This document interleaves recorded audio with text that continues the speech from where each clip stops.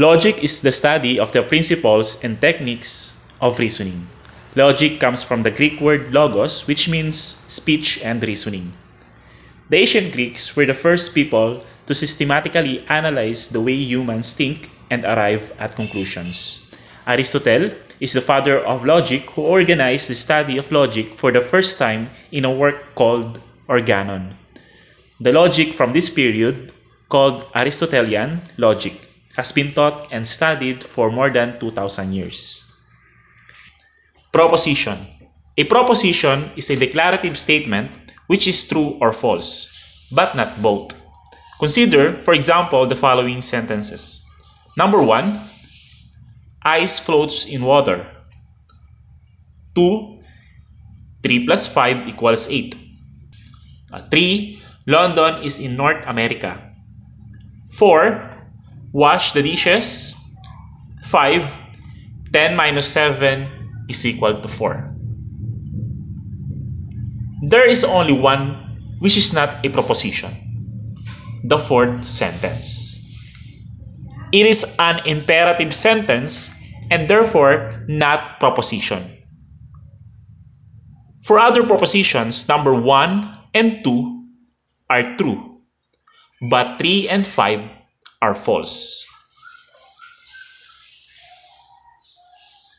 Simple and compound propositions. A prime or simple proposition is a simple statement expressing a single complete thought. A compound proposition is a proposition formed by connecting two or more propositions by negating a simple proposition. The words and phrases used to form compound propositions are called connectives. We use the lowercase p, q, and r, and so on to denote simple propositions. Example, determine the simple and compound propositions below. 6 is lower than 10. Roses are red and violets are blue. Joe is an artist and a musician. 4, Bea is smart or she studies every night. 5, 6 plus 8 equals 14. Number 1 is simple proposition. Number 2, compound proposition. 3, compound proposition. 4, compound proposition. And number 5, simple proposition.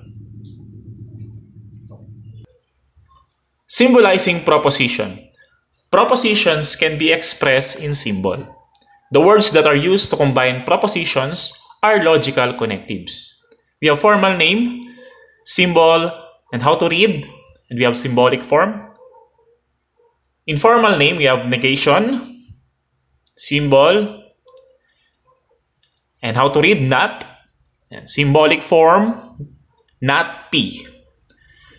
Conjunction, as you can see, ano siya, letter V na baligtad. Okay. How to read, and. Symbolic form, you have P and Q. Disjunction. Yan. B naman siya, letter V. Or, pag binasa siya, or, symbolic form, P or Q. Conditional. Yan. Symbol, yung arrow na nakapoint sa right. How to read. If, then. Okay, meron tayong if and then. If-then statement siya. Symbolic form, P, if P, then Q. Okay, if P, then Q. Or, P implies Q. Biconditional, so dalawa siyang arrow na nakapoint sa left and right. How to read? If and only if. So, P, if and only if, Q. Okay? Truth value of a proposition. Truth value of a proposition is the truthfulness or falsity of the proposition, denoted by T, or true, and F for false. The truth value of a compound proposition for all possible cases can be shown using the truth table. It is a device used to determine when a compound statement is true or false. Okay, so we have operations on propositions. So yung una, meron tayong tinatawag na negation. The not P or yan, parehas lang silang pag binasa not P, no? Pag binasa yan sila not P. The not P is true if P is false and vice versa. So kung gagawa natin siya ng truth table, okay? So this is truth table. Dito tayo focus sa paggawa ng truth table, no? Okay, so isa lang yung muna yung proposition natin, which is yung P. Okay, anyway, yung P natin ay tinatawag nating proposition. Okay, P, then we have not P. Okay. So, kung isa lang naman yung proposition natin, guys, dalawa lang naman yung possible na magiging kinalabasan. It's either true or false, tama? Okay. So guys, may formula sa pagkuha kung ilang number of rows para dun sa possible outcome kung sa mga true or false. Okay, dito, since isa lang naman yung ating proposition which is P, okay? Same lang naman yun sila kasi ito ninegate niya lang naman ito si P. Ninegate niya lang naman, okay? So, iisa lang yung pinagkuha natin ng proposition which is yung P. So, yung formula is 2 raised to n. So, since isa lang naman yung ating proposition, so 2 raised to 1, ito yun, where n is the number of proposition.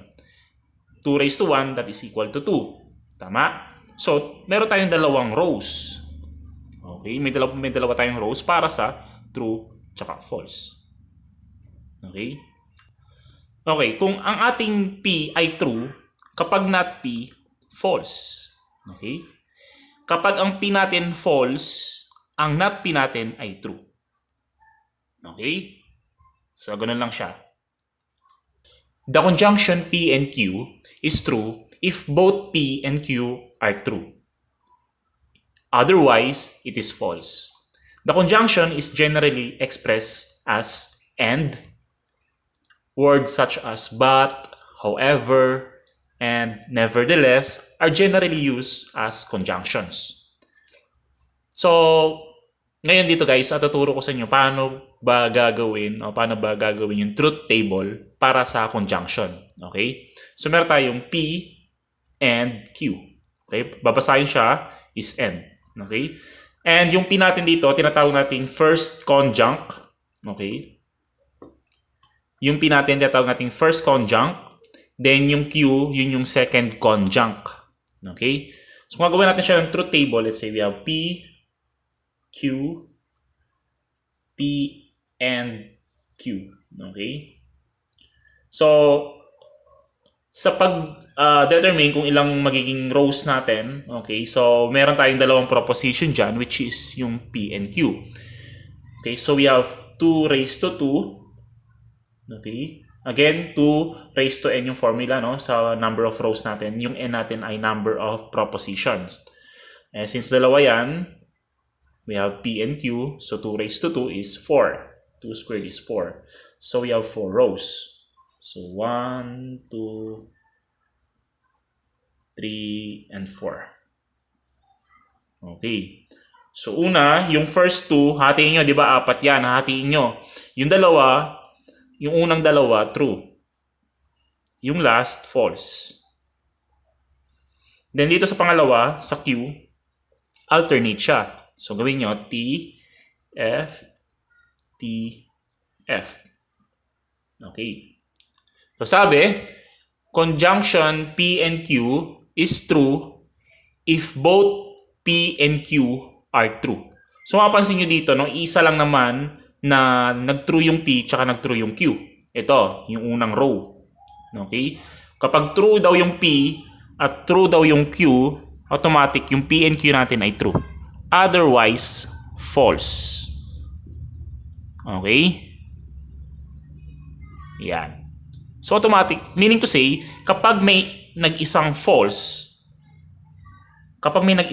sa anumang conjunct, okay? Sa anumang conjunct, automatic false na 'yon. Okay? Kailan magto-true ang conjunction? Kapag lahat ng proposition ay true. Okay? Okay, the next one is disjunction. Disjunction is false if both statements are false. It is true in all other cases. Okay, so again, we have P or Q. Pag babasahin siya, P or Q.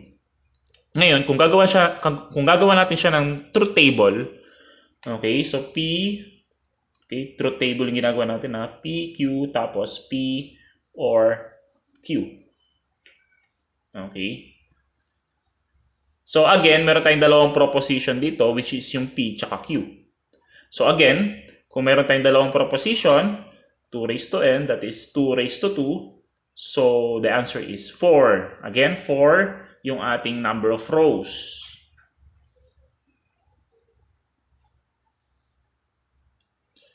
Okay, so 4 yan. Hatiin nyo. Yung first 2 natin true. Then yung last 2 false. Then dun sa Q, again, alternate nyo siya. Yan. Okay? Okay, so P or Q. Ang tawag sa P, kapag disjunction to kapag disjunction, ito yung operation natin, no? Ito yung operation kapag disjunction. Ang tawag sa P ay first disjunct. Okay, first disjunct. Ang tawag naman sa Q, second disjunct. Okay?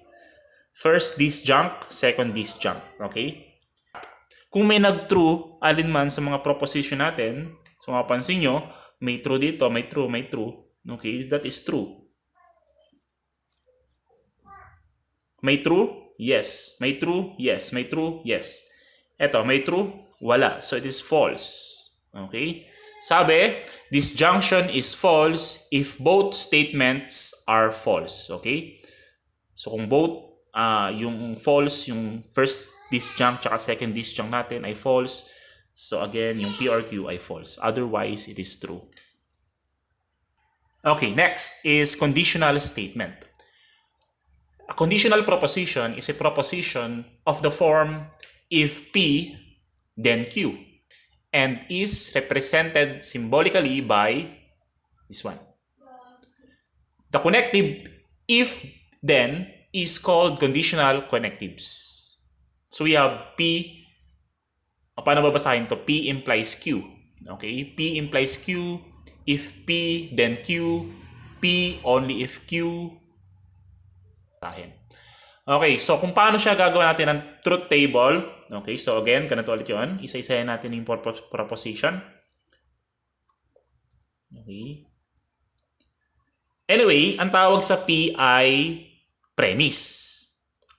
Ang tawag naman sa Q, conclusion. Okay? Kapag conditional statement. Ang P, premise. Ang Q, conclusion. Paano siya babasahin? If P, then Q. P implies Q. Okay? So, mga ganun. Okay, so gagawin natin siya ng truth table. P, Q, tapos P implies Q. So, ganun pa rin, no? Meron tayong dalawang proposition, P and Q. So, that is 2 raised to 2, 4. So, 4 yung ating row.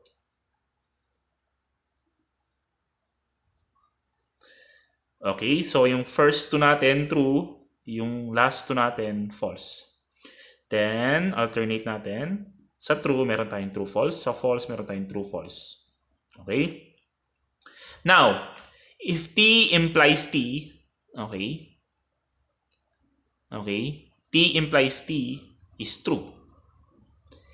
T implies F, false. F implies T, true. F implies F, true. Okay, now, kailan siya magfo-false? Kailan siya magfo-false? Kapag ang premise natin ay true, pero ang conclusion natin ay false. So, syempre, false yun. Okay?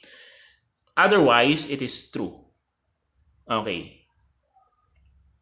Ganito yan. Bibigyan ko kayo ng senaryo. For example, nag-aral ka. Syempre, true yun, di ba? Kapag nag-aral ka, nakapasa ka, edi maganda. Okay? Nag-aral ka, pero bumagsak ka, edi hindi maganda yon, di ba? Nag-aral ka, pero hindi ka nakapasa, hindi maganda yon. Eto, hindi ka nag-aral, pero nakapasa ka, Goods yun, di ba? Okay yun. Okay, this one. Hindi ka nag-aral, hindi ka nakapasa, okay lang din. Hindi ka nag-aral eh. Di ba? Hindi ka nag-aral, hindi ka nakapasa, okay lang. Goods din yun. Okay, so T. Okay, next one is by conditional statement. P, if, and only if Q. Okay, ito yung symbol niya. Yan. Okay, ang tawag natin sa P ay first bijunct. Ang tawag natin sa Q, second bijunct. Okay? So, gagawin natin siya ng truth table. P, Q, P implies, P if and only if Q. Again, meron tayong dalawang proposition dito. So, yung ating number of rows para sa entry ng true or false ay 4 din. Okay? That is 2 raised to 2. So, we have true, true, false, false, true, false, true, false. Okay? Okay, magto-true ang statement na ito. Magto-true ang statement na ito kapag yung ating P and Q ay parehong true or parehong false. Okay? So, kung parehong true, true. Kung parehong false, true. Now, ito, makikita nyo dito, true, false, false, true. So, that is false and that is false.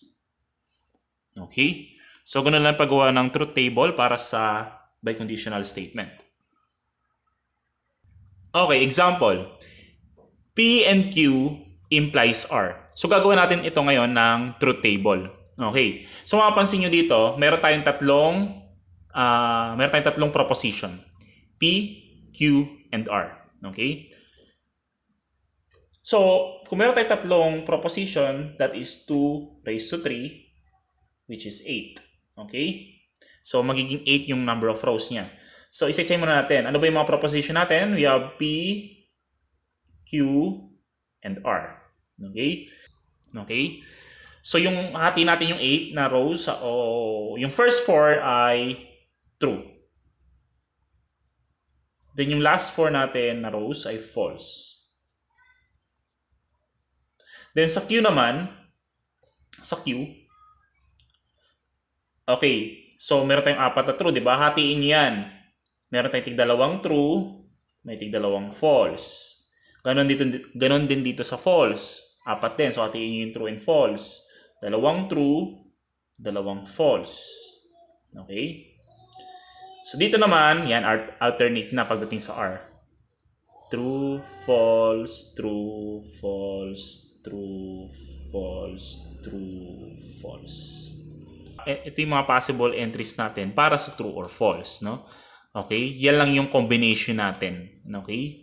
Yan lang yung mga combination natin ng true or false na pwedeng maging value ng mga proposition na yan dito sa statement na to. Okay? Unahin muna natin dito sa loob ng parenthesis. We have P and Q. P and Q. Okay? Gagawa tayo ng column para sa P and Q. Okay, P and Q. Again, kapag and o kapag conjunction, magtutrue siya kapag yung parehong proposition natin ay true. Okay? True, true, true. True, true, true. TF, F, TF, F, TF, TF, FTF, FFF, FFF. Okay? Gagawa natin ang column para sa P and Q implies R na. Okay, ito na yan, no? P implies R. P and Q implies R. Okay? So, P and Q implies R. T implies T. Again, kapag conditional statement, magfo-false siya kapag true yung premise at false yung conclusion. Okay? So, T implies T, T. T implies F, ayan na, F. F implies T, T. F implies F, T, T. F implies T, T. F implies F, T. F implies T, T. F implies F, T. Okay?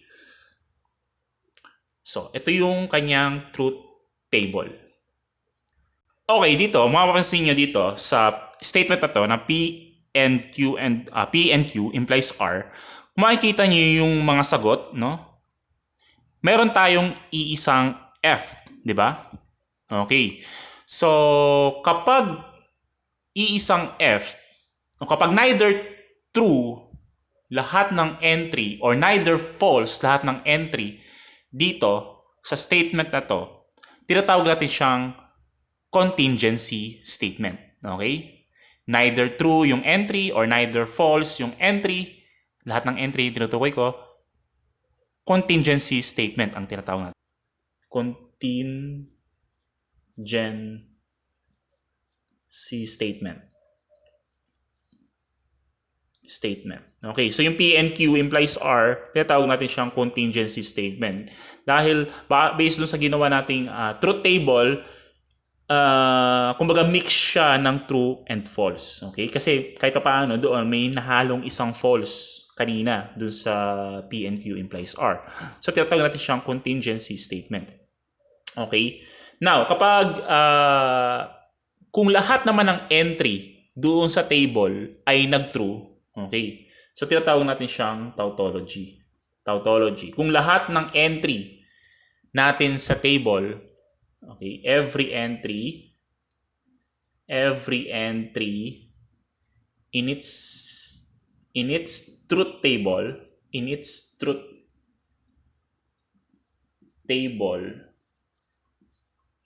is true. Okay. Now, ano naman yung kabaligtaran? Kung lahat ng entry ay false, that is what we call contradiction.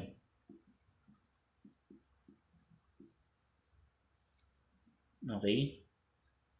Kung lahat yan ay false, yung entry natin. Okay, so we have tatlo, no? Contingency, tautology, and contradiction.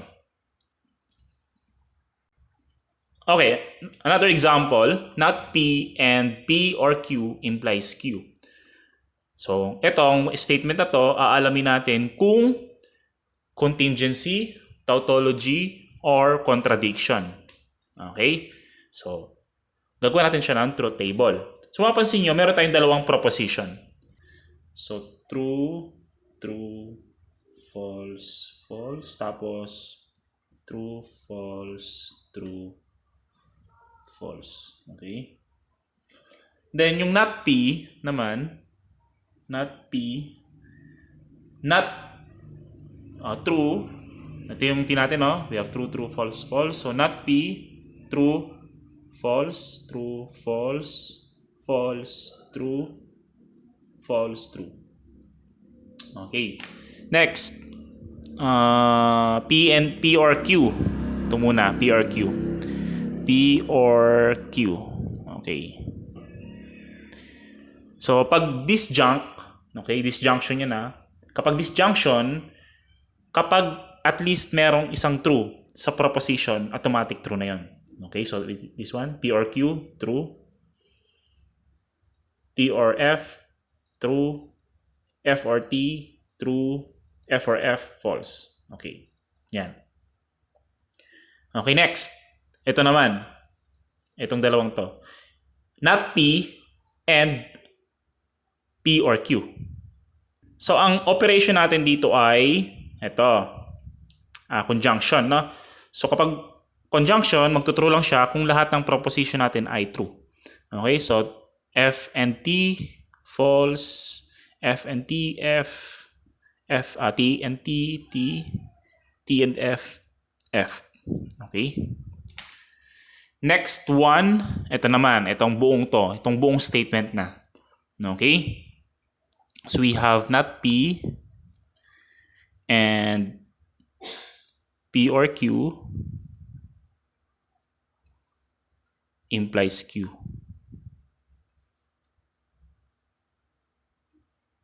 Okay? Lagyan natin ng bracket. Okay, yan. So, not P, meron na tayong value dito, no? Not P and P or Q implies Q naman tayo. Okay? So, F implies T, T. F implies F, T. T implies T, T, and F implies F, T. Okay? So kung mapapansin nyo, lahat ng value natin dito sa statement, lahat sila ay true. Okay? So lahat sila ay true. So ito ay tinatawag nating tautology. Okay? So next example, P implies Q or Q implies P. So gagawin natin siya ng truth table at aalamin natin kung tautology, contingency, or contradiction. Again, kapag tautology, kung yung every entry natin do sa truth table ay true, tautology. Kapag contradiction naman, so false. Kapag contingency, neither tautology nor contradiction. Okay, so may ano tayo dito? May dalawang proposition which is P and Q. So again, 2 raised to 2. Dalawa yung proposition natin, that is 4. So yung 4 yung number of rows. Okay? True, true, false, false, true, false, true, false. Okay. Una muna ito, P implies Q. P implies Q. T implies T. T. T implies F. F. F implies T. T. F implies F. T. Okay. Next. Ito naman. Q implies P. Okay, pabaligtad. T implies T. T. F implies T. T. T implies F. F. F implies F. T. And then, ito na, yung buong statement na. So, disjunction, di ba? So, at least kahit isang true sa proposition, true na yung statement, okay? True, true, true. FT, true. True F. TF, true. TT, true. Okay. Makapansin nyo, lahat ng entry dyan, lumabas, true. So, this statement is tautology. Tautology. Okay? Okay, another example. P and Q, if and only if are. So, mapapansin nyo dito, tatlo yung ating proposition. P, Q, and R. So, gagawin muna natin siya ng truth table, saka natin aalamin kung contingency, contradiction, or tautology ba ang statement na to. Okay? So, kung tatlo yung proposition natin, we have 2 cube is 8. So, 8 yung magiging number of rows natin. Okay? So, isulat muna natin yung mga proposition. P, Q, and R. Okay? So, kung walo yon na row, so meron tayong 4 na true, meron din tayong 4 na F dito. Okay? False, false, false, false. Alright. Yan. And then, pagdating sa Q, kung meron tayong 4 na T, hati natin dalawa.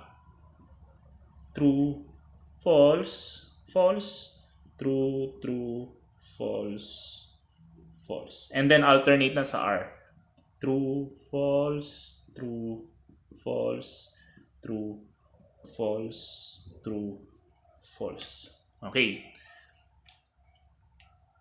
Kumbaga, itong walo na to, nagre-represent sila ng combination ng true or false. Yan. Sa P, Q, and R. So, wala ka nang pwedeng maisip na mga combination ng true tsaka false dito sa P, Q, and R maliban lang sa walo na ito. Okay?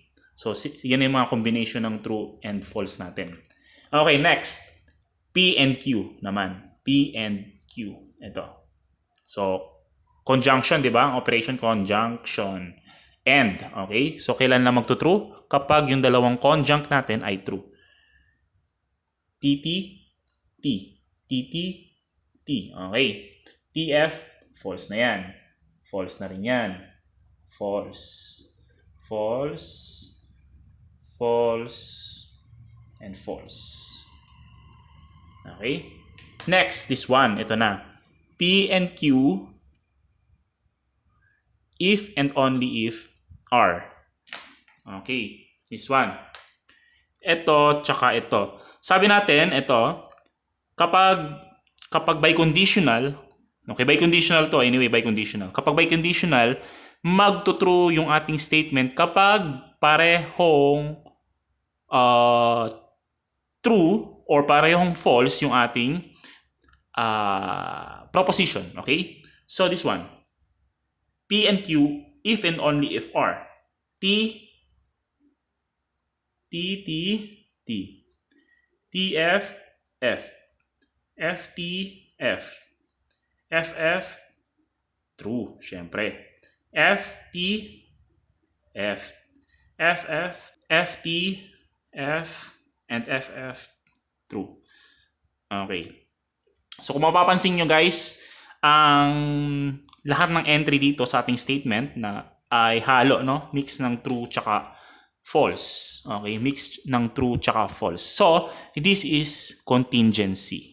Okay? This is contingency.